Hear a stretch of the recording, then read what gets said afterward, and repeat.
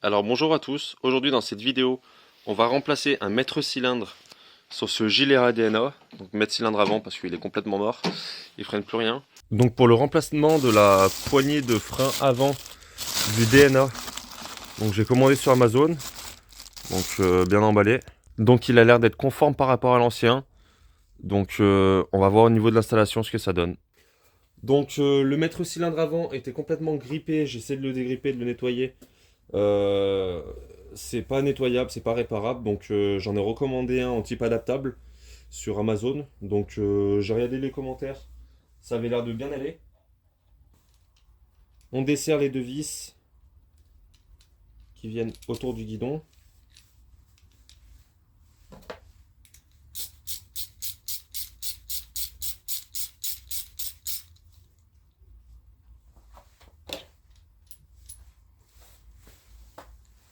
Donc là, on va le mettre en place. Donc il y a un sens, je sais pas si on va voir, il y a la petite flèche où c'est marqué up. Donc ça va vers le haut.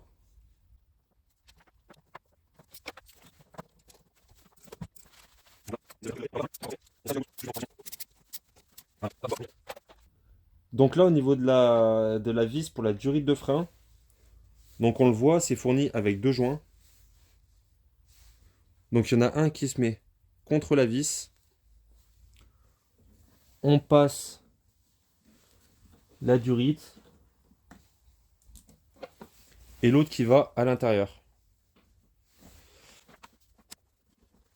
Donc on est sur une vis de 12. Du coup là, on serre en pression en faisant bien gaffe de bien passer le câble. Donc là j'ai un petit détrompeur, donc je peux pas le passer n'importe comment.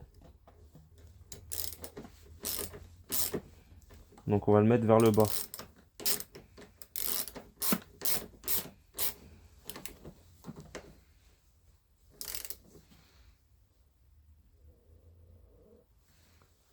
Donc là on est pas mal. Voilà.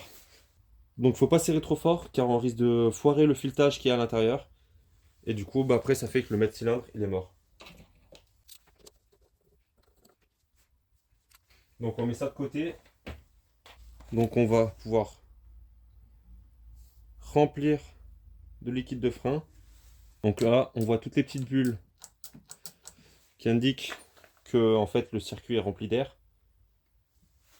Donc là, ce que je vais faire, c'est que je vais juste pousser un peu, histoire de pousser un peu l'huile dans le circuit.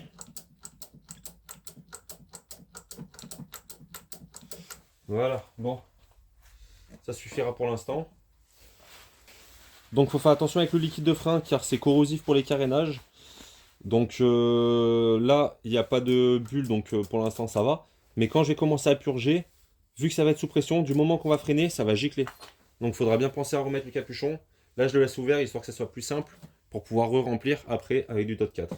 Donc là, on voit pas très bien, mais j'ai pas trop de lumière, donc je vais pas pouvoir faire bien mieux. Donc là, on a notre vis de purge qui a l'air d'être en 8 ou en 7. Donc en 8, qu'est-ce que ça donne? Ouais, c'est bien du 8. Donc moi, pour faire mes purges, je me suis acheté un purgeur automatique, donc qui s'utilise avec un compresseur. Donc franchement, c'est le meilleur achat que j'ai pu faire. Ça coûte 15 euros, c'est un gain de temps énorme. Donc voilà. Donc là, on défait la vis de purge. On va peut-être le défaire avec la clé parce que sinon... Voilà. Donc là, on voit que ça coule. Donc on met le purgeur.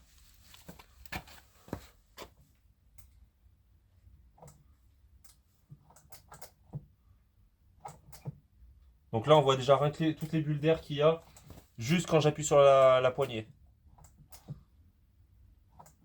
Donc je sais pas si on va voir là, mais tout ça c'est que des bulles d'air. Et le but c'est qu'à la fin le tuyau il soit sans bulles, tout simplement.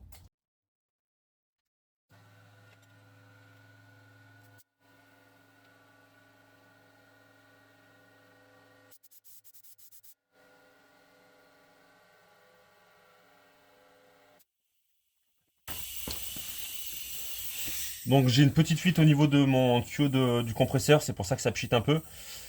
Mais là, du coup, je sais pas si on va bien le voir, mais il y a des petites bulles à l'intérieur. Donc là, juste en laissant le circuit ouvert, ça m'a déjà prépurgé le circuit. Donc, je rouvre un petit peu plus. Voilà. Le compresseur, tout ce qu'il fait, enfin le purgeur, tout ce qu'il fait, c'est qu'il aspire l'air qu'il y a dans le tuyau.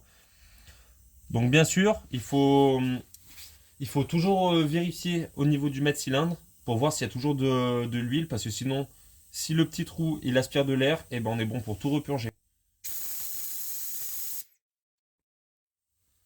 Donc là, je vois qu'il manque un peu d'huile.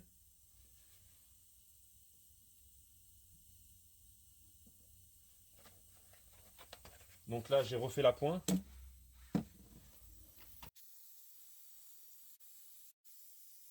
Donc là, c'est rempli de petites bulles d'air, hein. Je sais pas si on va le voir à la caméra, mais c'est bien plein. Donc là, je refais la pointe de liquide de frein.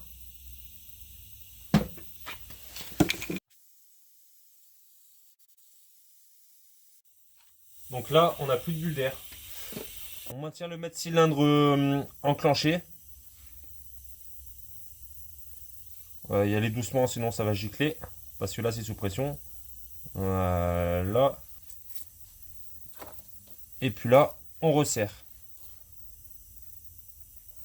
Donc pas comme une brute, sinon après on foire le pas de vis ou la tête et puis c'est mort. Donc là, comme on peut le voir, là je suis freiné à fond. On voit la grosse goutte qu'il y a. Donc là, on n'est pas trop mal. Moi, ce que j'aime bien faire, c'est repurger une ou deux fois à la main, donc à l'ancienne. On pompe, on ouvre, on pompe, on ouvre, histoire d'être sûr que le circuit soit bien purgé. Donc ce qui est bien avec le kit de purge, c'est qu'ils fournissent des petits caoutchoucs pour rentrer dans la vis de purge. Ils fournissent des durites, ils fournissent tout. Donc franchement, c'est pas très cher et c'est un gain de temps énorme. Donc là, on purge à fond. J'y vais doucement pour pas que ça gicle trop fort. Donc là, on maintient freiné.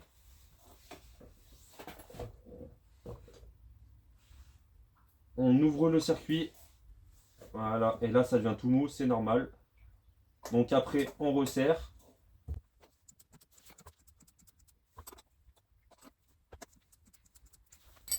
Voilà, j'ai ouvert 2-3 fois, donc là, on est pas mal. Donc maintenant, on peut enlever le tout. Donc on remet bien le petit capuchon. Après, bien sûr, d'avoir fait le niveau, mais là, je suis parfait parce que là, il y a un petit indicateur de niveau. Donc, on remet les deux vis.